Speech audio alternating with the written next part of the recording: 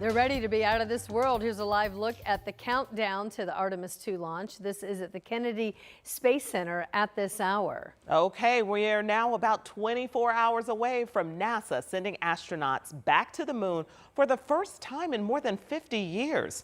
So liftoff is currently scheduled for 6:24 tomorrow night. Tom Costello has a look ahead at this historic mission.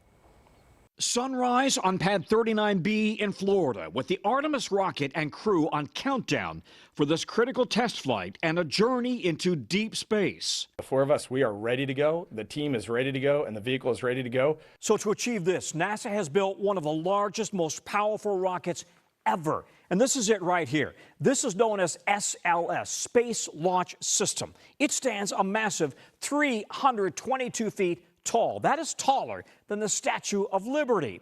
And it features 4 engines at its base right down there, and then those 2 booster rockets. This combined force is going to provide the lift needed for 7 million pounds getting it off the ground. And that is equivalent to the weight of 700 elephants. Located right up there at the very tippy top, that is the Orion space capsule. That's the spaceship in which the 4 astronauts will travel to orbit the moon. And if you're wondering what will this mission actually look like in space, to explain that, we need to simulate the launch of the rocket stack.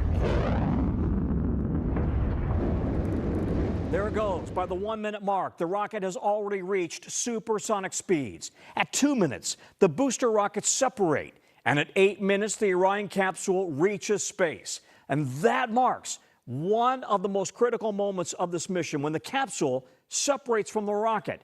The start of a 10-day mission to orbit the moon. The crew, Commander Reed Weissman, a former chief astronaut and single father of 2.